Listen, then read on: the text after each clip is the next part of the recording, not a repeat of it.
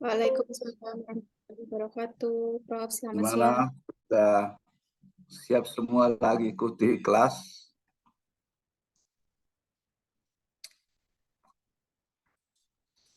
Mudah-mudahan tidak bosan ya. Sudah seharian kita ketemu ini.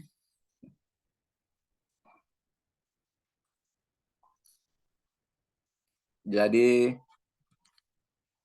kali ini mungkin saya mengerti sekalian akan sampai sore nanti. Tapi ada kebijakan saya ambil karena ini kita sudah latihan 2 kali. Kita mungkin selesai sampai jam 3 atau jam 3:15.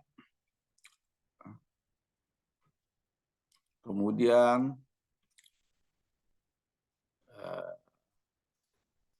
tugasnya itu tugas individu. Karena kita sudah punya format 2 kali, sehingga kali ini saya mencoba tugas individu, tapi kurang lebih sama lagi bentuknya ya. Kan ini perencanaan pembangunan.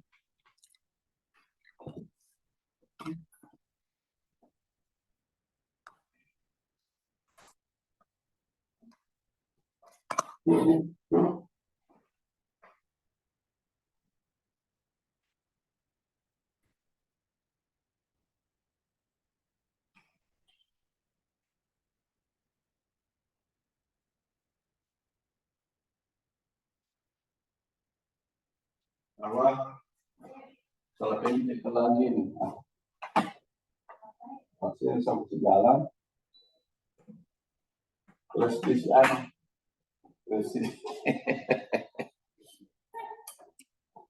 Oke, ya saya kira begitu, sama aja sistemnya, tapi ini kali ini adalah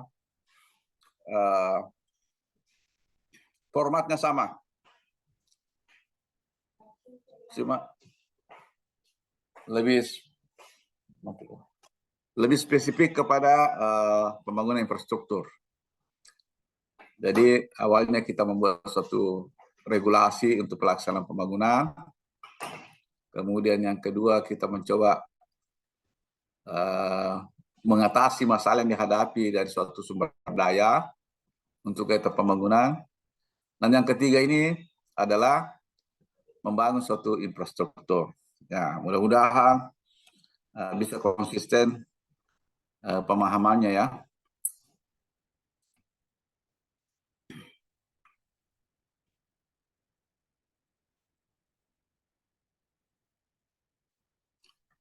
Nah, judulnya ini adalah Social Overhead Capital.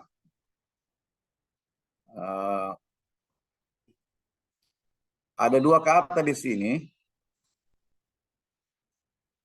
Pertama sosial, yang kedua overhead. Kapital itu adalah infrastruktur. Sesungguhnya infrastruktur publik. Jadi namanya social overhead capital. Sosial itu karena berkaitan dengan kepentingan publik, ya, untuk kesejahteraan masyarakat. Kata overhead lebih duluan.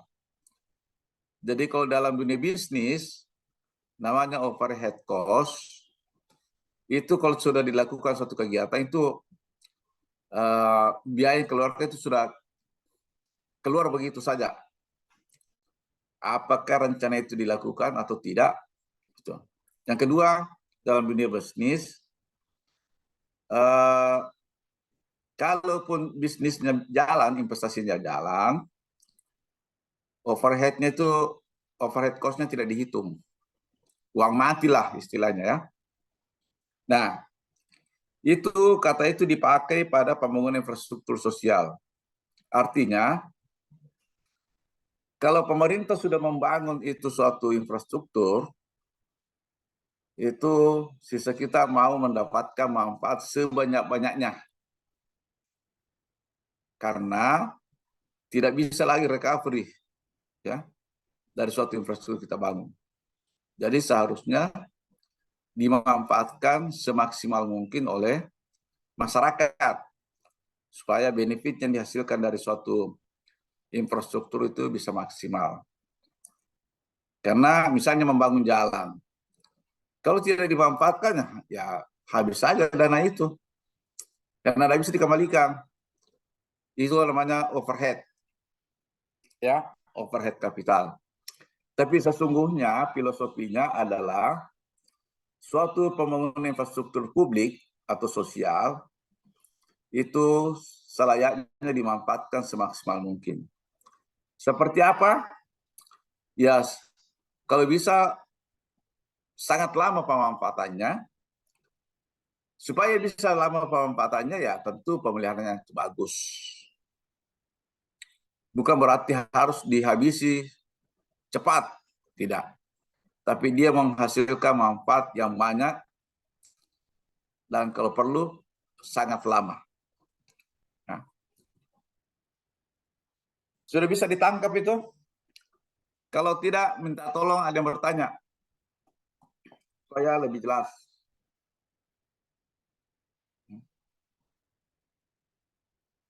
Kenapa istilahnya social overhead capital?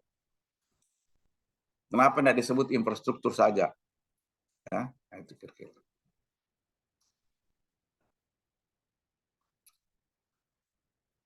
Nah, yang akan pelajari prinsip dasar pelaksanaan pembangunan suatu infrastruktur sebagai suatu fungsi pemerintahan, fungsi pelayanan ya, atau fungsi pembangunan.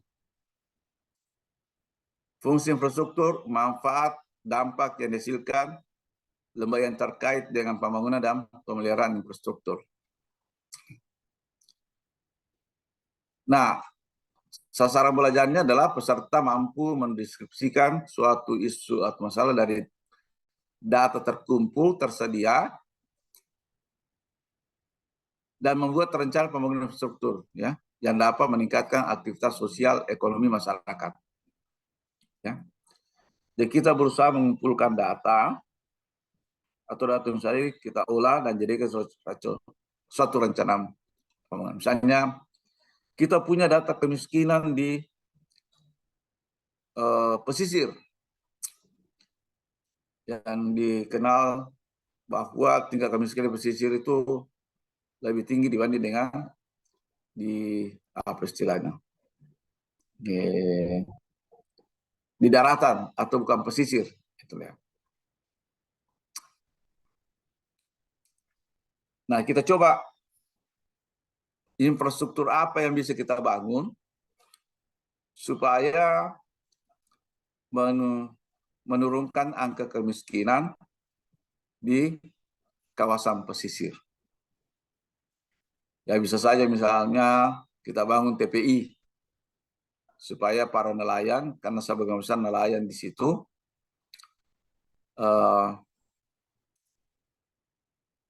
sehingga mudah memasarkan hasil produksinya. Atau kawasan pesisir, selain dia sebagai nelayan, kita juga coba buatkan ya, carikan komunitas yang cocok dikembangkan. Ya, misalnya apa kelapa, atau kambing, atau ternak ayam, sekitar seperti itulah.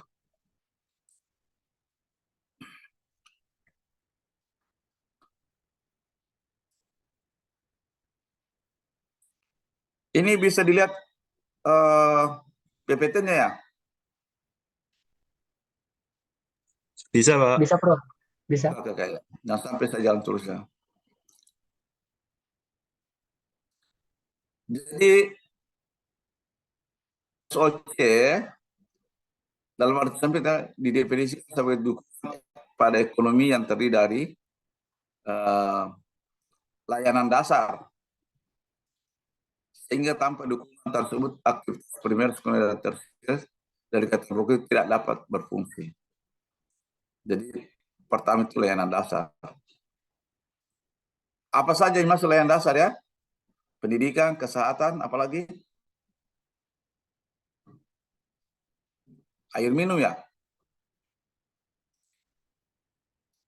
Nah, kemudian dalam arti luas, semua jasa-jasa publik, mulai dari segi hukum dan pengaturan, melalui pendidikan dan kesehatan masyarakat, sampai pada transportasi, komunikasi, energi, suplai air bersih maupun kapital pendukung, pertanian seperti irigasi, transportasi, komunikasi, energi dan air bersih, serta sistem drainase yang diperlukan. Jadi semua yang dibangun oleh pemerintah sebagai public utilities, ya, infrastruktur publik yang diperuntukkan untuk digunakan oleh masyarakat untuk meningkatkan kesejahteraan masyarakat. Itu namanya SOC. Ya. Jadi sesungguhnya selama ini infrastruktur, kenapa dikasih istilah social overhead capital?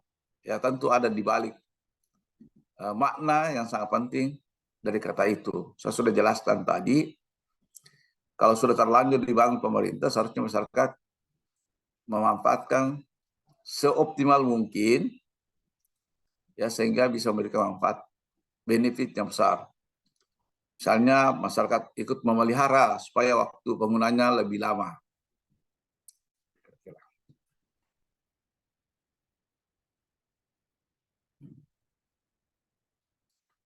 Jenis-jenis infrastruktur sebagai SOC, transportasi dan perhubungan, kelistrikan dan telekomunikasi, perumahan pemukiman, sumber daya air, iklim sosial, penyata lingkungan. Jadi sesungguhnya apa yang disediakan oleh pemerintah, fungsi pembangunan atau fungsi pelayanan, tiada lain kalau berkaitan dengan infrastruktur itulah SOC.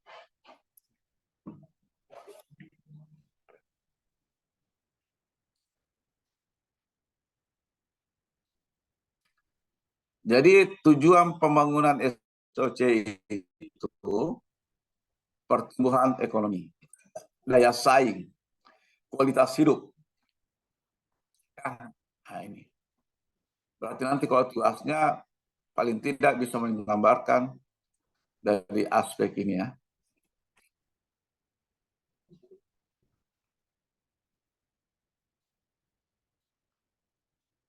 Alasan pentingnya pembangunan infrastruktur, pertama memperlancar arus manusia, barang dan informasi, ya. Jadi kalau ini terjadi, itu pembangunan aktivitas ekonomi dan masyarakat itu lebih bagus. Jadi saya ingat betul, ya, tapi mungkin tidak ada peserta di sini dari Sulawesi Barat. Itu Sulawesi Barat, ya, dimulai wilayahnya itu dulu satu kabupaten yang bentangan pantainya itu kira-kira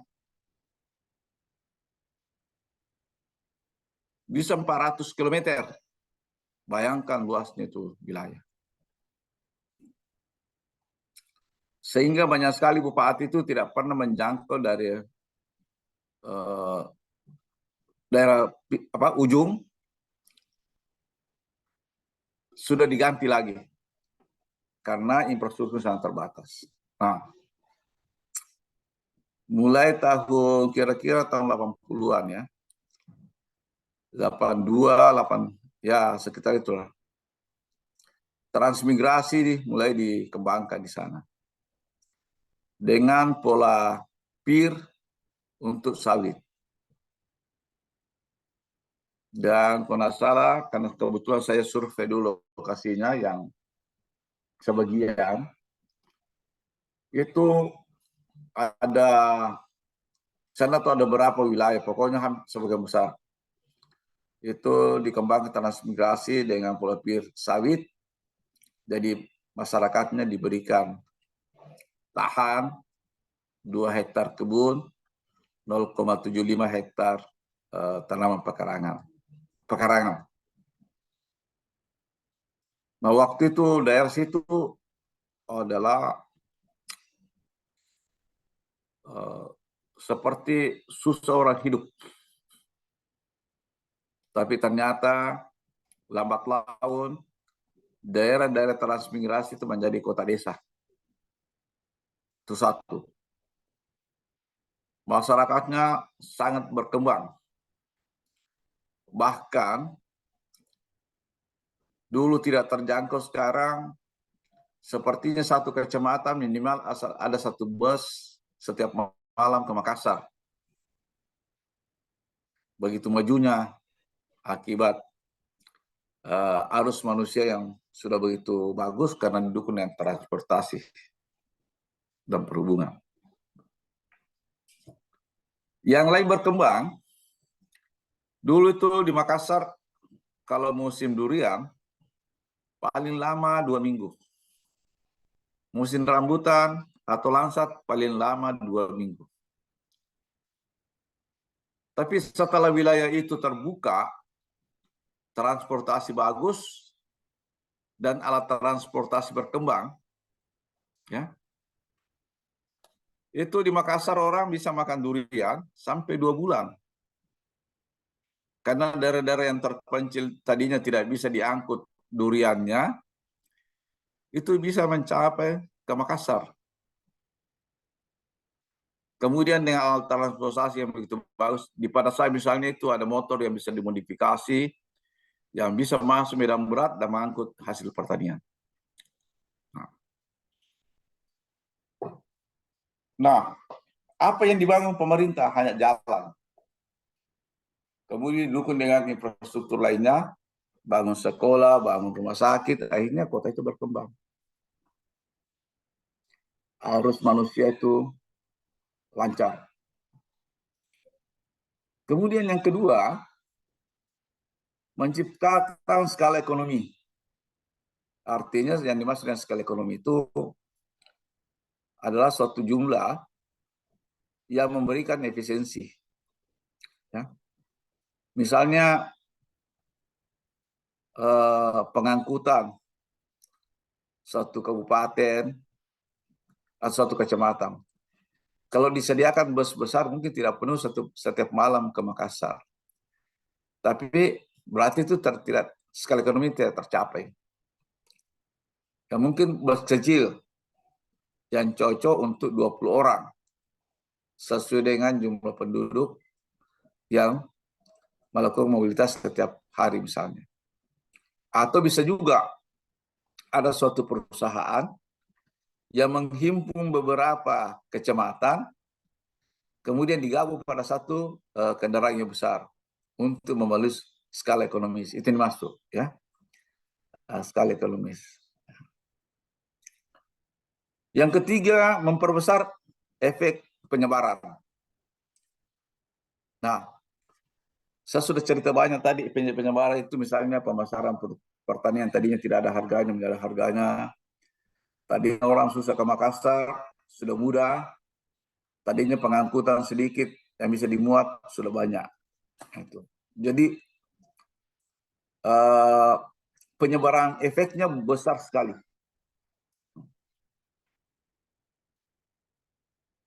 Kemudian sekaligus pertumbuhan ekonomi ya bisa lebih menyebar.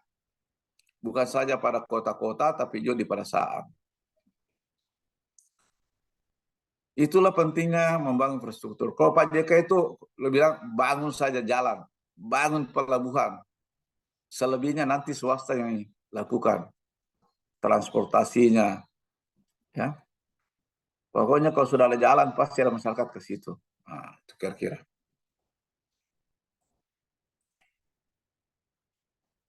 Nah, selain pencapaian skala ekonomi, menghasilkan juga eksternal positif. Ya. Yang dimaksud dengan eksternal positif tadi itu, pertama adalah coba membangun wilayah. Tujuannya untuk meningkatkan produksi sawit. Ya. Kemudian setelah itu meningkatkan pendapatan masyarakat. Dampaknya. Tapi eksternal positifnya adalah usaha pengangkutan berkembang, produk pertanian lainnya bisa dipasarkan. Itu maksudnya eksternal positif. Jadi membangun jalan dan kawasan pemukiman di daerah terpencil itu banyak sekali manfaat yang dihasilkan. termasuk eksternal positif. Ya. Jadi begini, saya kira bapak-bapak dan ibu sudah paham itu ada namanya input. Dari input itu outputnya apa, dari output outcome-nya apa, kemudian dari dampaknya apa, kemudian dari dampak masih ada lagi lebih jauh adalah eksternalitas. Bisa positif, bisa negatif. Ya. Saya contohkan yang dimaksud itu adalah misalnya suatu kantor itu produktivitasnya rendah, misalnya pelayanan KTP. Dipelajari, terlalu banyak pegawai tidak tinggal di kantor pada jam kantor. Apa penyebabnya? Karena mereka tidak didukung dengan tempat kerja yang bagus. Misalnya meja yang cukup untuk setiap pegawai. Yang kedua mungkin tidak nyaman. Maka dibelikanlah meja kantor, setiap orang memiliki meja. Kemudian dibelikan AC. Nah, itu jadi inputnya tentu dalam bentuk jumlah uang. Berapa jumlahnya. Kemudian outputnya adalah meja kantor, kursi, dan AC. Itu outputnya. Outcome-nya itu semua pegawai sudah bisa tinggal di kantor. Kemudian dampaknya pelayanan KTP meningkat. Mungkin dari pelayanannya 2 hari, sisa setengah hari. Itu dampak. Kemudian eksternalitasnya apa? Pertama, jumlah penduduk memiliki KTP sudah banyak. Kemudian selain itu, sudah banyak penduduk yang memiliki akses terhadap layanan publik. Itu namanya eksternalitas positif. Misalnya ada juga masyarakat yang sudah mampu memanfaatkan fasilitas pembiayaan komersial. Seperti itulah namanya eksternalitas positif. Eksternal negatif misalnya banyak juga masyarakat yang mengambil pinjaman tidak sesuai dengan kemampuan membayarnya. Itu negatif. Akibat adanya dampak pemilikan KTP. Itu contoh eksternalitas ya. Nah, kemudian suatu infrastruktur ya dinilai dari kualitasnya. Ya. Nah, kondisi infrastruktur bisa kita lihat apakah dia itu kualitasnya bagus atau rendah. Yang kedua, distribusi infrastruktur. Kita sudah tahu betul di kawasan barat itu sangat bagus, tapi di Papua sangat minim. Nah, itu kira-kira. Yang ketiga, tidak semua pengeluaran pemerintah untuk pengembangan infrastruktur berpengaruh secara langsung terhadap pertumbuhan ekonomi. Ada time lag. Ya. Misalnya tadi kalau kita membangun jalan dari suatu wilayah, itu mungkin dampak langsungnya nanti 3-4 tahun baru kelihatan. Selain itu, kemampuan pemerintah terbatas. Nah, ini tidak bisa dipungkiri kondisi ini, sehingga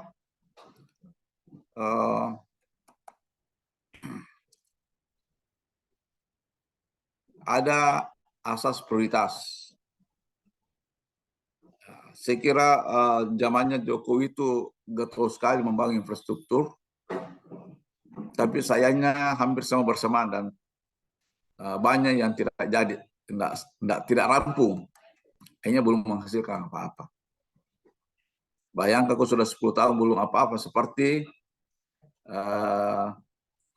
kereta jalur kereta Makassar Parepare di Sulawesi Selatan itu kalau nggak salah sudah 10 tahun dicanangkan, sampai sekarang belum selesai.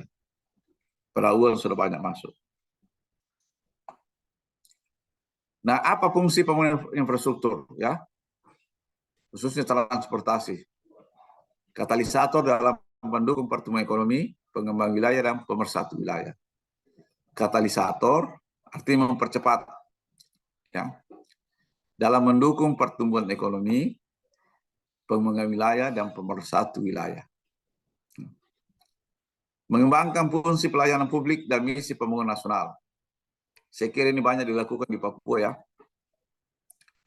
Mendukung perwujudan suatu bangsa yang aman dan damai, terutama dalam semakin banyaknya permasalahan sosial politik yang timbul di daerah, ya. Itu fungsi infrastruktur, ya. Nah, ini ada data jelek sekali, saya tidak sempat perbaharui.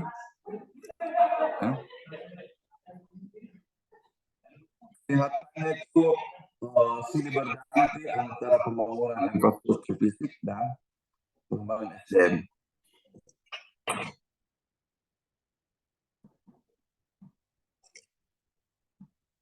Nah, kemudian alasan pentingnya infrastruktur, ya. Pertama, persaingan tidak sempurna. Jadi ada cenderung ini kondisi pasar, karena informasinya tidak bagus, perhubungan yang tidak bagus, sehingga ada pihak-pihak yang bisa menguasai pasar. Hanya orang yang punya duit, punya modal yang besar, menguasai teknologi, ya bisa menyediakan barang dan jasa. Nah, itu. Sehingga terjadi ketidakefisienannya, ya, dalam pemenuhan kebutuhan penduduk. Informasi tidak sempurna, ya. Kemudian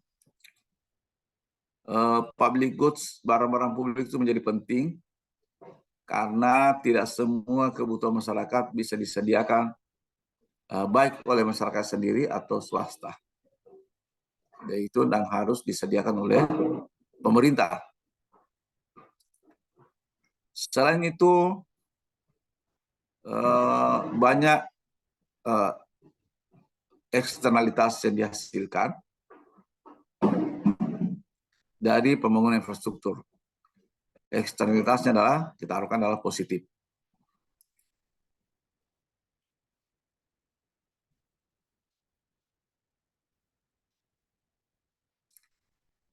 Pasar tidak lengkap, jadi infrastruktur pemasaran itu sangat minim karena tidak didukung dengan infrastruktur sosial. Pengangguran dan gangguan ekonomi makro, misalnya inflasi dan keseimbangan.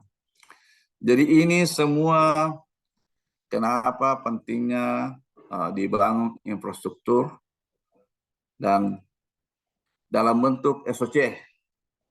Kalau saya bilang SOC berarti pemerintah harus bangun.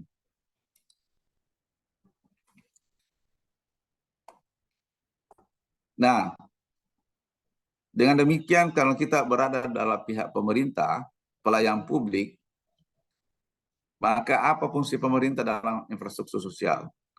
Pertama adalah fungsi alokasi.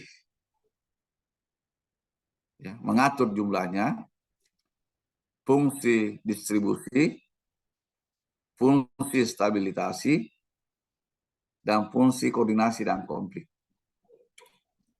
Nah ini, karena ini kan dana masyarakat, tapi harusnya ini banyak diatur dari misalnya keuangan, ya. Dari penghasil dapat berapa persen, tidak penghasil dapat berapa persen. Tapi ada fungsi alokasi, fungsi distribusi, dan stabilisasi, ya, untuk menghindari konflik. Dan ini yang dirasakan oleh Papua, karena di sana menganggap banyak sekali sumber daya alam yang diperoleh, diambil oleh Indonesia, tapi tidak dikembalikan kepada mereka. Itu asumsi mereka. Ya. Nah, dari fungsi-fungsi itu dijabarkan, fungsi alokasi menjaga keseimbangan, kesinambungan penyediaan barang publik, dan mengatur alokasi sumber daya sesuai dengan kebutuhan masyarakat akan barang publik dan barang swasta. Ya. Jadi dikombinasi. Di mana, jadi kalau sudah menguntungkan misalnya jalan tol, itu dikasih swasta. Tapi kalau tidak menguntungkan, ya sebaiknya dilakukan oleh pemerintah. Itu kira-kira. Ya. Jadi fungsi apa yang kebijakan pemerintah adalah apa yang belum bisa dilakukan masyarakat atau swasta, sebaiknya dilakukan disediakan oleh pemerintah. Sehingga muncul pertanyaan what, how, and who, apa dan bagaimana, dan kepada siapa dihasilkan atau barang itu digunakan. Infrastruktur maksudnya, infrastruktur itu ya, diputuskan untuk kemana. Itu adalah peranan pemerintah. Punten, Prof, izin boleh bertanya? Oh, silakan. Ya, Ya, silakan. mungkin ini Prof meminta pandangan Prof. Jadi saya tidak bisa sebutkan daerahnya mana ya Prof. Saya waktu Ya. itu sedang dinas di suatu daerah. Oke. Nah, itu ada sharing session dengan satker kami di wilayah tersebut. Ya. Nah, itu sempat ada kejadian pembangunan infrastruktur dermaga, di mana memang pembangunan dermaga itu kan menjadi ranah kami ya, Prof, di Ditjen Ya. Laut. Nah, dia kebetulan pada saat mau pembangunannya itu kita sudah deal, paketnya juga sudah diajukan untuk tender. Namun terdapat kendala masyarakat sekitarnya itu terhasut oleh berita bohong. Maksudnya mungkin tipikal masyarakatnya itu mudah untuk dipengaruhi sehingga merasa bahwa pembangunan tersebut bukannya malah dianggap membantu, malah dikiranya mengancam begitu, Prof. Nah, ini kasus nyata. Salah satu staf kami yang pernah menghadiri proyek tersebut itu sampai ditodong parang di leher, Prof. Jadi sampai segitunya mereka merasa terancam karena dihasut itu agak menghalangi proses pembangunan itu sendiri sih, Prof. Nah, menurut Prof sendiri kita sebagai pemerintah itu harusnya bagaimana untuk menghadapi situasi seperti itu karena sepertinya tujuan pemerintah nggak bertemu dengan masyarakat begitu. Izin, Prof. Itu saya belum clear ini. Jadi ada pelabuhan yang mau dibangun. Betul, terkait Nah, dermaganya sih waktu itu, Prof. itu dermaga untuk perniagaan dan mobilitas orang atau untuk perikanan? Nggih, untuk mobilitas sekaligus untuk meningkatkan kesejahteraan ya, Prof, intinya untuk pembangunan itu. Nah, itu saya sulit menyebutkan wilayahnya. Oke, enggak usah. Ya, siap. Tapi lalu kenapa masyarakatnya tidak setuju kita bangun itu? Nah, mungkin ada sekelompok adat atau apa yang mungkin merasa pembangunan itu tuh akan merusak atau gimana gitu, Prof. Padahal kan sebetulnya itu pembangunan dilakukan untuk ya memudahkan mobilitas masyarakat di sana Iya. sendiri, perekonomiannya lebih maju begitu. Nah, ini kan memang Nah, cukup jadi nyata ya. biasanya begini ya. Siap. Itu juga makanya setiap ada pembangunan itu ada bottom up-nya. Jadi kita tanya dulu apa menjadi kebutuhan masyarakat di sini. Ya, itu satu. Yang kedua, kita kalau merasa tidak punya kebutuhan, tentu dia tidak punya manfaat langsung, ya.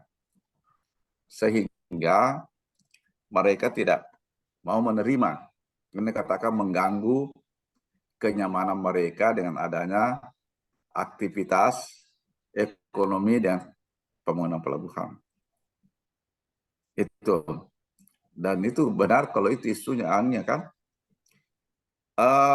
Saya contohkan ya, supaya di Parepare itu sudah lama dibangun suatu stadion di luar kota. Salah satu kota di Sulawesi Selatan. Nah, kemudian organisasi sepak bolanya di Sulawesi itu namanya PSM, tentu merasa ingin juga menjadi tuan rumah. Tidak punya stadion di Makassar karena ada sengketa, sehingga stadion itu dibawa ke Parepare. Pertandingan itu dibawa ke Parepare. Ya, ya tentu awalnya menganggap bahwa stadion itu dan memang juga lama tidak termanfaatkan yang bagus. Setelah lebih 10 tahun ya, baru dibuatkan event pertandingan Liga apa istilahnya, Liga Sepak Bola Indonesia. Dan bahkan puluhan tahun PSM tidak pernah juara. Setelah dilakukan di situ tahun ini, tahun lalu kan dia sudah juara. Nah, dampak yang dia didapatkan masyarakat adalah bayangkan itu sebagian besar rumah di sekitar di situ menjadi tempat parkir. Dan setiap orang membayar motor minimal dibayar 50.000. Dan masyarakat di sekitarnya merasakan manfaat yang sangat besar dengan adanya kegiatan itu. Nah, yang mungkin sebelumnya orang tidak pernah yakini bahwa akan ada eksternalitas yang didapat dengan bukan saja, mungkin ada hal lain lagi, bukan masih dalam bentuk dampak yang dirasakan masyarakat dengan keberadaan pembangunan itu. Itu mungkin yang perlu dijelaskan, ya, dijelaskan sehingga mereka mau menerima. Bahkan dia seharusnya ikut melaksanakan. Jadi di mana kira-kira misalnya kebutuhan tenaga kerja kasar ya paling tidak dari situ. Itu satu. Kalau perlu memang ada dana pendamping dari daerah. Kalau bayaran sebenarnya hanya 100.000, ya dikasih subsidi, ditambahkan insentif dari pemerintah daerah 25.000. Harusnya begitu. Supaya masyarakat bisa menerima.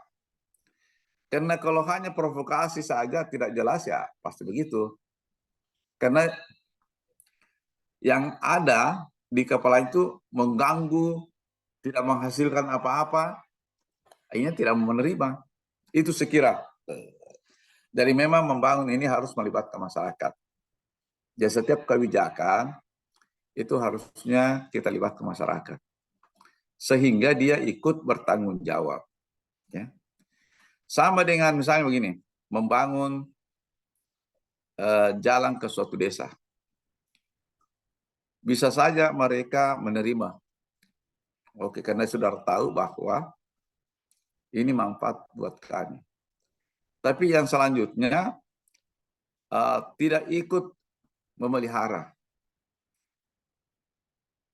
Nah, kalau kita sadarkan, ini ada jembatan saya dibuatkan, jalan dibuat.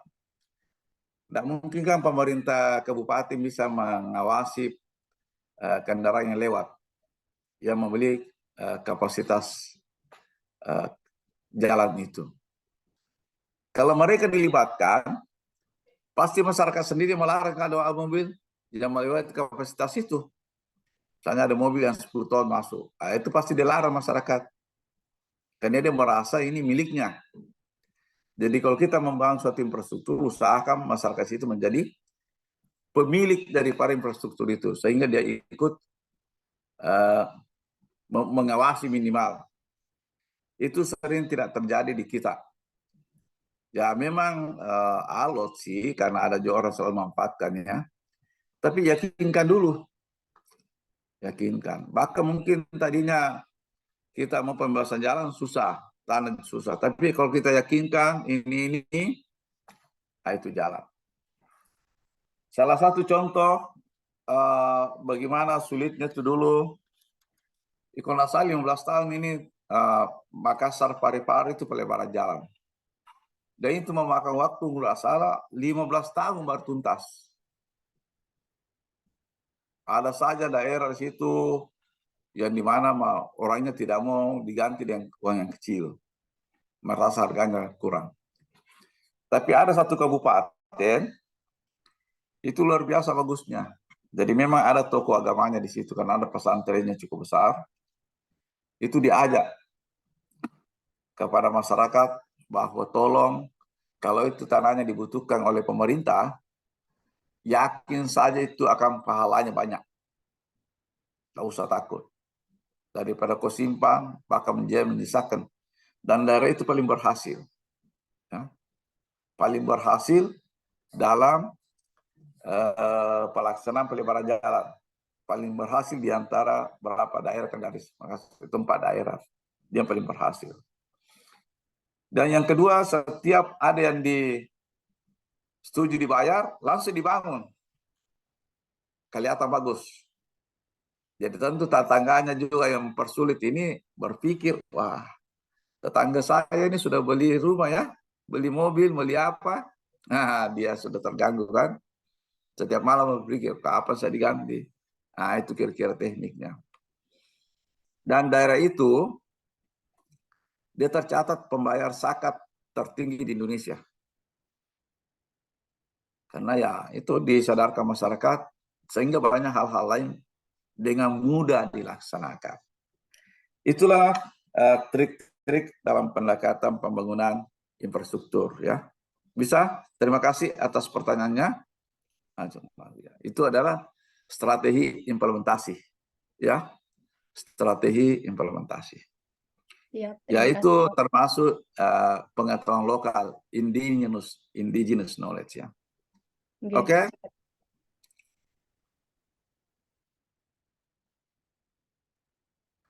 Makanya ada pertanyaan di sini, what, how, and for whom to be produced and how are these decisions made? Bagaimana memutuskannya? Itu tadi libatkan masyarakat. Apa kebutuhannya? Jadi perlu diyakinkan betul ini ya. Sehingga juga mereka punya perencanaan. Ya. Ini fungsi alokasi. Jadi ada barang publik, ada barang swasta. Itu diatur sedemikian rupa ya, supaya dia bisa di mana efisiensinya.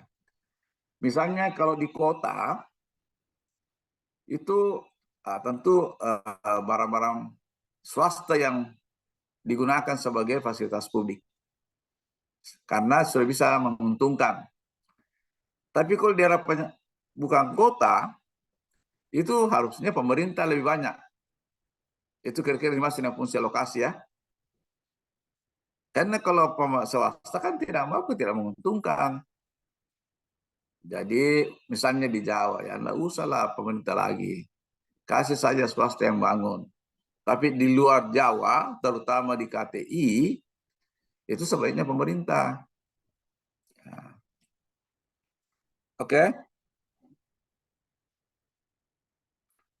Nah, fungsi distribusi alokasi meminimalisasi disparitas ya perbedaannya dan ketidakmerataan kepemilikan faktor-faktor fungsi antar kelompok masyarakat. Jadi saya kira itu jelas.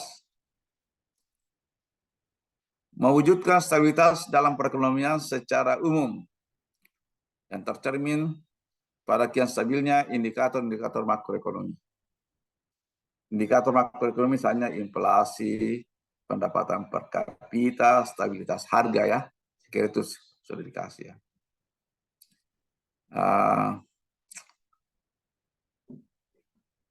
Nah, pemerintah ada dua, dia mendapatkan penerimaan dari investasi yang dilakukan, misalnya dari BUMN-nya, menjadi penerimaan daerah. Pajak, tapi ada juga SOC kita bangun, yang tujuannya untuk merangsang investasi swasta. Dari situ baru dapatkan penerimaan daerah. Ya. Itu kira-kiranya ya.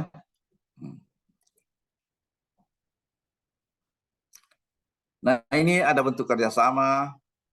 Nah, kenapa ada bentuk kerjasama? Ya, jadi saya lihat begini,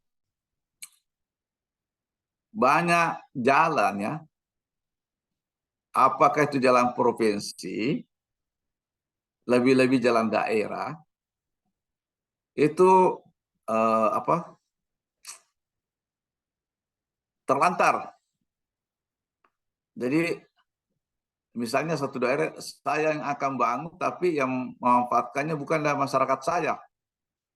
Jadi saya biayai, tetapi yang memanfaatkan bukan masyarakat saya. Akhirnya dia tidak memperbaiki. Itu banyak contoh-contoh sikir kalau Anda mati, kenapa ada jalan dari antar kabupaten itu selalu saja jelek, rusak. Jadi karena jalan itu dia gunakan bukan saja masyarakat di daerah situ, tapi dia harus perbaiki. Itu di Sulsel ada beberapa tempat itu tidak pernah bagus. Ya, karena itu tidak asal jalan daerah atau jalan provinsi. Yang jelas bukan jalan negara. Itu salah satu contoh ya. Nah ini pentingnya namanya kerjasama.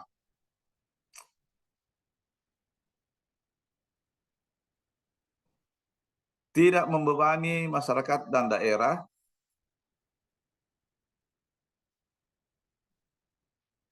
Kerjasama daerah dengan luar negeri dalam lingkup kewenangan daerah tetap ditetapkan oleh pemerintah pusat. Ini banyak kontrol-kontrol seperti ini. Misalnya kan ada namanya sister city. Ada antar dua kota yang dianggap sangat berhubungan. Kalau di Sulawesi Selatan itu seperti kota Parepare, ya, itu berada di tengah Selat Makassar. Itu banyak berhubungan dengan kota-kota besar, ya, kota lah di Kalimantan Timur. Misalnya Balikpapan, Samarinda, kemudian Nunukan. Nah ini dicanangkan dari menjadi sister city. Tapi sister city ini tentu kita harapkan pembangunan itu harus melibatkan dua kota ini karena dua-duanya mendapatkan manfaat. Itu kira-kira. Nah banyak peraturan-peraturan yang dituntut untuk ya melakukan kerjasama karena kalau tidak bisa jalan. Ya. Apalagi dengan otonomi daerah, ada beberapa kewenangan daerah, dan kalau itu bersinggungan dengan daerah lain, itu butuh kerjasama. Karena kalau tidak, ada infrastruktur yang dibutuhkan tidak disediakan. Karena masyarakatnya manfaat. Bahkan saja di antara dua daerah yang berdekatan, masyarakat lain juga ikut memanfaatkannya. Itu kira-kira pentingnya kerjasama dalam pembangunan infrastruktur. Baik antar pemerintah dan swasta, maupun antar pemerintah daerah. Itu kira-kira.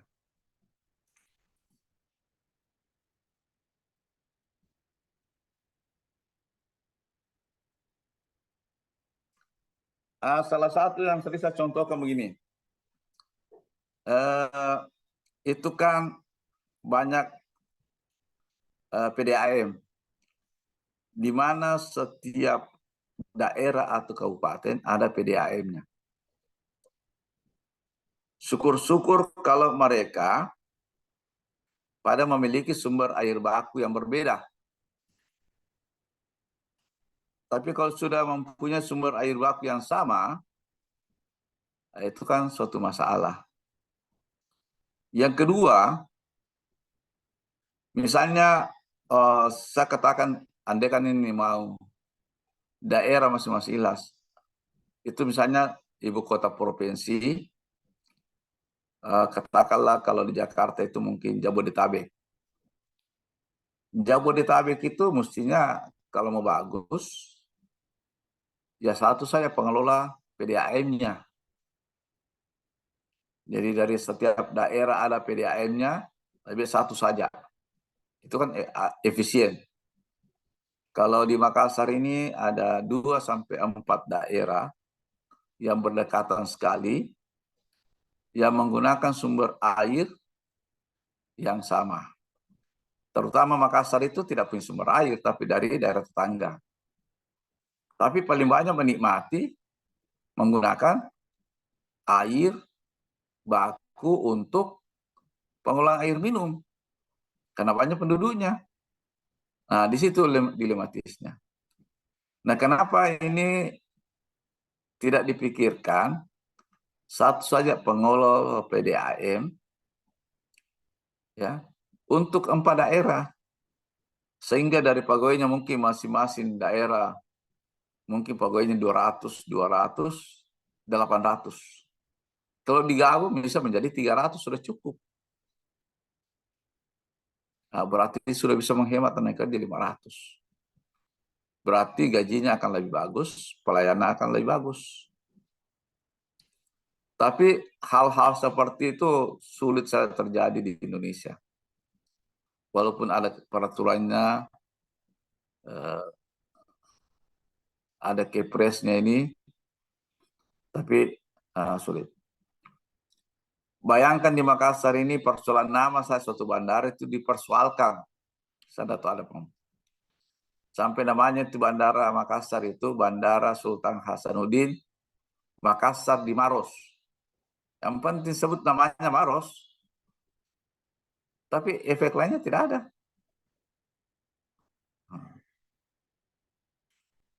Hal-hal seperti itu yang sering terjadi dalam hal pembangunan infrastruktur. Ada konflik antar daerah. Ya. Nah, apa yang bisa kerjasama pembangkitan, transmisi, dan perindustrian tenaga listrik, transmisi dan perindustrian gas alam, pengelolaan pengangkutan minyak dan gas bumi, serta pengangkutan hasil olahan sumber alam tersebut, penyimpanan, pemasokan, produksi, dan pengolahan air bersih, ya, pengelolaan air limbah dan sampah, pengadaan dan pengoperasian sarana pendukung, angkutan barang maupun penumpang, jalan dan jembatan tol, dermaga, pelabuhan laut, sungai dan danau, lapangan terbang, dan bandara, pengadaan dan pengoperasian sarana komunikasi. Ini melibatkan banyak daerah, ya, sehingga perlu suatu desain kerjasama, sehingga semua daerah merasa memiliki. Nah, ini walaupun nggak tanyalah kalau di antara beberapa daerah ditangani oleh provinsi, beberapa provinsi ditangani pusat, ya. Tapi ada hal yang biasa mungkin kurang, itu persoalan pengawasan dan pemeliharaan.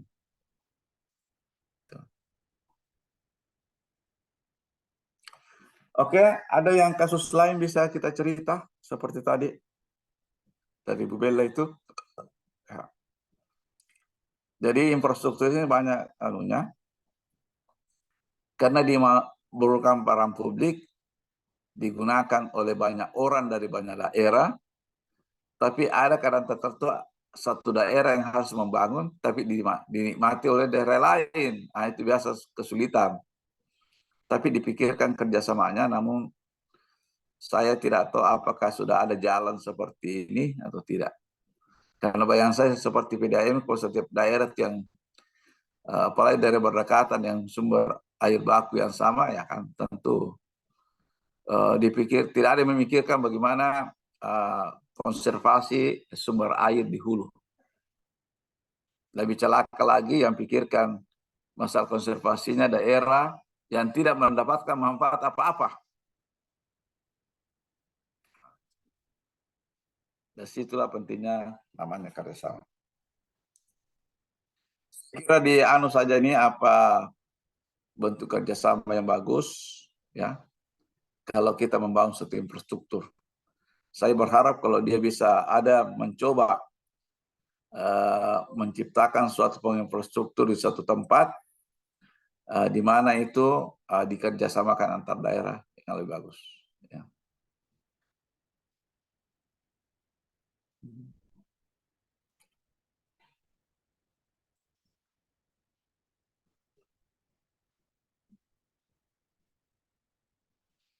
Mungkin itu saya bisa sampaikan pengantar diskusi, ya. Ini jam 3.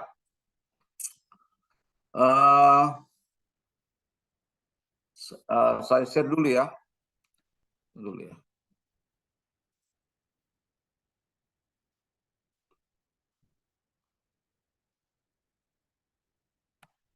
Prof, izin bertanya, Prof. Silakan. Yang tadi Prof jelaskan masalah bagaimana menghadapi egosentris masing-masing daerah, Prof, dalam pembangunan SOC ini, Prof. Bagaimana cara menghadapi egosentris Coba daerah? itu tadi pertama, itu harus ada istilah duduk semeja, ya, antar daerah yang terlibat. Itu penting. Kemudian kalau ada kesepakatan antar penduduk, pejabat terkait, duduk semeja istilahnya, ya, pernah dengar itu? Kemudian hasil itu disosialisasikan oleh masyarakat. Seperti apa pendapat masyarakat dalam kaitannya pembangunan infrastruktur, ya.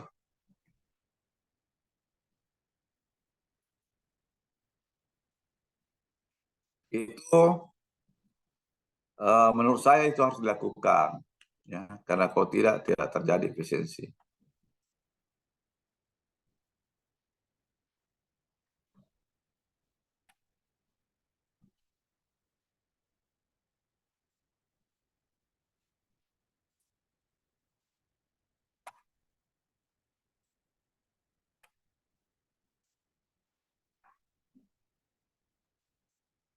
Oh, sudah 2 kali nih, ya.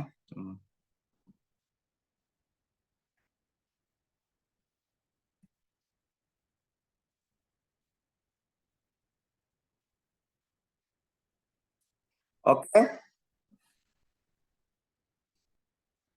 Jadi harus betul-betul legowo, ya. Nah, saya contohkan salah satu suatu empiris, ya. Waktu Uni Eropa itu belum bergabung, jadi setiap negara pisah-pisah. Mau pindah satu negara, padahal ini kan bisa naik mobil, ya. Pertama, masing-masing punya mata uang sendiri. Itu kan sangat tidak efisien. Kemudian kalau ada penduduk negara lain mau berusaha, kan itu sulit. Ya, misalnya di negara maju, ada yang maju, ada yang tidak maju. Jadi itu di Eropa itu antar negara itu punya ketimpangan, ya. Terutama dengan negara-negara yang sosialis.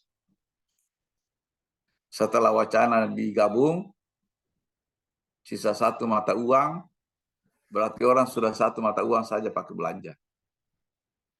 Yang kedua, tidak dibutuhkan lagi paspor untuk mobilitas penduduk, cukup menunjukkan KTP, ya. Kecuali kalau mau keluar dari negara Eropa, baru butuh paspor. Yang ketiga, orang yang berusaha dari suatu negara karena itu tidak perlu lagi seperti perlakuan jadi Eropa itu Uni Eropa satu negara. Nah, dengan Uni Eropa itu pertama ketimpangan antar negara itu sangat berkurang. Jadi satu level, ya. Sangat efisien sekali. Itu contoh-contoh karena ada penyatuan, ya, sistem apa istilahnya, sehingga banyak hal memudahkan dilaksanakan dengan efisiensi. Dulu kita di Asia Tenggara juga itu kalau mau ke Malaysia minta visa dulu, coba bayangkan, yang butuh 1 minggu. Sekarang tidak perlu, cukup paspor. Jadi hal-hal begitu menjadi penting. Banyak efisiensi terjadi dengan manajemen, penyatuan manajemen, ya. Saya kira dalam administrasi di suatu daerah itu ada namanya apa? Samsat, sistem manajemen satu atap. Pengurusan kepayanan KTP segala macam. Itu contoh-contoh, ya. Tapi sayangnya belum berlaku untuk beberapa aktivitas antar daerah.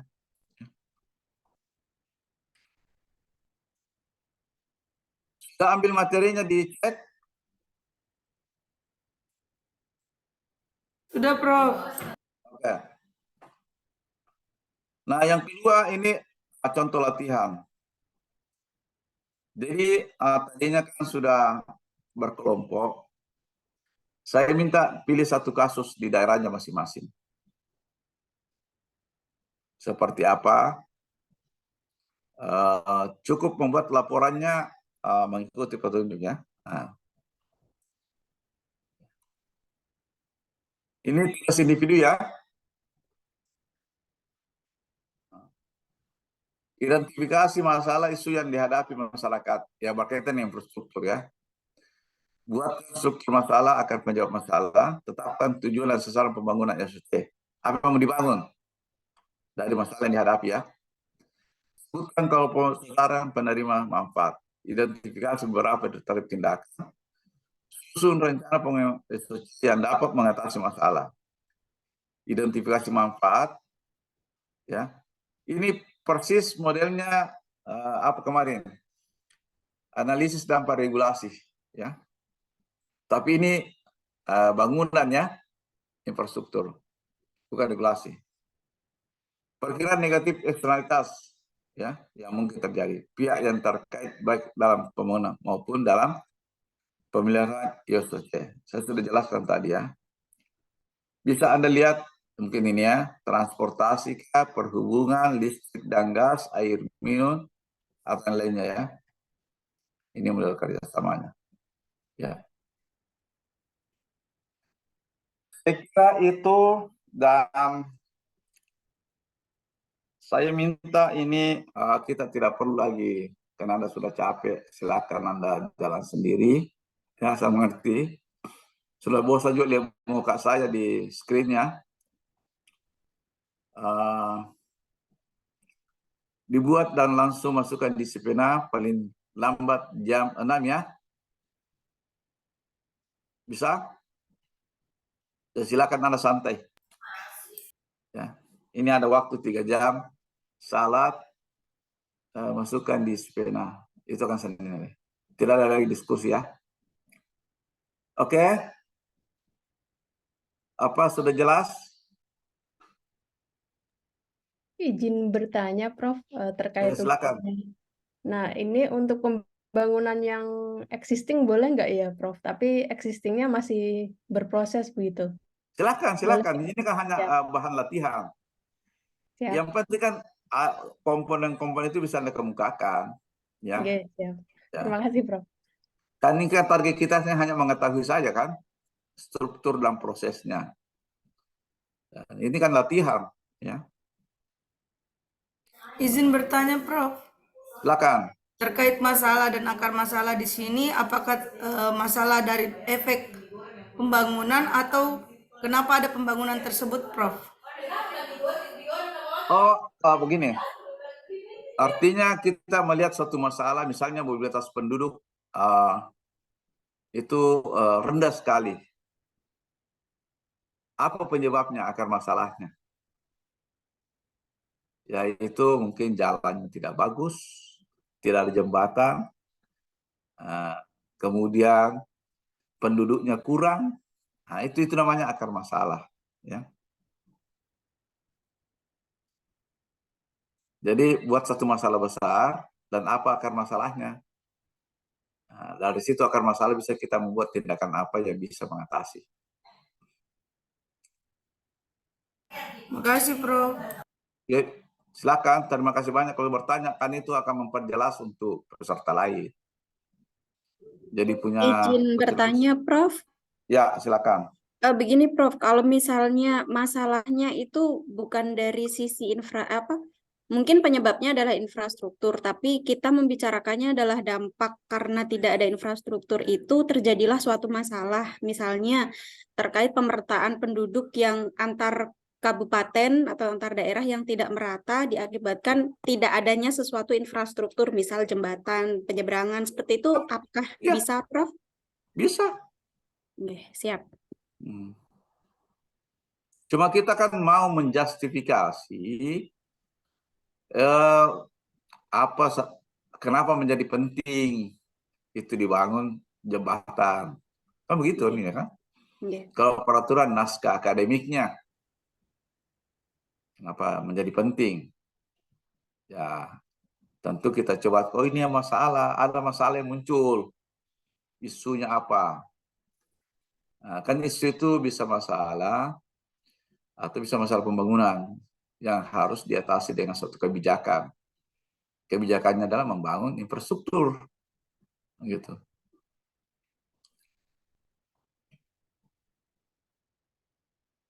Di mana masalah itu hanya bisa diatasi bila dilakukan oleh pemerintah.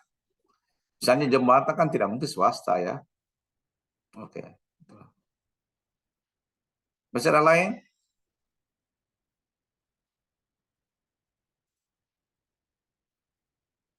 Kalau tidak, saya kira silahkan Anda. Jadi tidak perlu kita ketemu kembali lagi. Saya kasih waktu ini menyelesaikan. Pokoknya jam 6 masuklah itu anunya. Paling lambat. Misi pernah. Tugasnya ya. Jelas, Prof. Ya. Oke, jelas. Kalau begitu, Siap, Prof. ya. Admin sudah tahu, artinya mereka jalan tugas mandiri nih. Tidak perlu ada, silakan apakah Anda mau diskusi lagi atau tidak perlu. Kalau butuh diskusi yang terpeserta ya pertahankan ini room diskusi ini ya. Kalau mau jalan sendiri saja silakan sambil masuk ke disipliner setelah selesai tugasnya. Oke, kalau begitu saya keluar dari ruangan ya. Terima kasih banyak. Ini sesi saya yang terakhir pada pelatihan ini. Sesungguhnya dari 2 pelatihan sebelumnya dengan tugas yang disampaikan, saya merasa puas. Ya. Semoga juga apa yang saya berikan ada berbekas di bawah menjadi pengetahuan dan bisa diimplementasi di kantornya masing-masing. Ya. Itu harapan saya. Mohon maaf kalau ada yang kurang berkenan selama penyampaian materi saya dengan 3 judul ya. Saya kira itu. Terima kasih. Assalamualaikum warahmatullahi wabarakatuh. Waalaikumsalam warahmatullahi wabarakatuh. Waalaikumsalam. Terima kasih banyak, Terima Prof. kasih, Prof. Satu. Ya. Terima kasih, Prof. Terima kasih. Selamat bekerja ya.